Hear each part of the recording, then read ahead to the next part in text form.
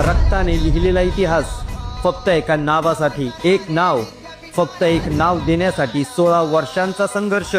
जगाच्या इतिहासात असं कधी घडलं नसेल जिथे लोक स्वतःचं घरदार जाळायला तयार झाले, स्वतःच्या लेकरा बाळांचे जीव हे धोक्यात घालायला तयार झाले.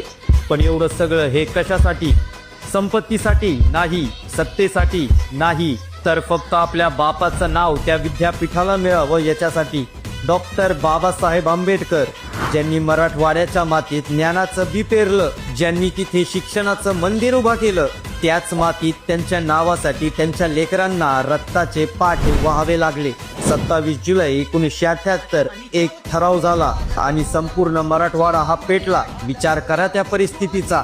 घरावर निखारे टाकले जात होते, आया बहिणींची आबरू ही धोक्यात होती, पण तरीही हा समाज मागे हटला नाही.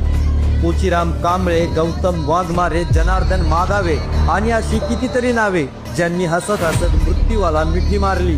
काही लोकांचे हात हे तोडले गेले आणि काही लोकांचे पाय हे तोडले गेले, पण शेवटच्या श्वासापर्यंत त्यांच्या मुखात एकच घोषणा होती, जय भीम. नामांतर हे चालच पाहिजे. मला सांगा किती प्रेम असावं हे, कुठून येते एवढी निष्ठा एका माणसासाठी ज्याने आम्हाला माणूस म्हणून जगायला शिकवलं. त्या नावासाठी हा समाज स्वतःची राख रांगोळी करायला तयार झाला. हे प्रेम नाही, ही भक्ती आहे. जगाच्या पाठीवर असा एकमेव नेता होऊन गेला ज्याच्यावर प्रेम करणारी अशी वेडी आणि निष्ठावान लेकरं पुन्हा होणे नाही. 16 वर्षाचा वनवास संपला. 14 जानेवारी 1994 सूर्य हा उगवला आणि विद्यापीठाच्या कमानीवर नाव हे कोरलं गेलं, डॉक्टर बाबासाहेब आंबेडकर मराठा विद्यापीठ.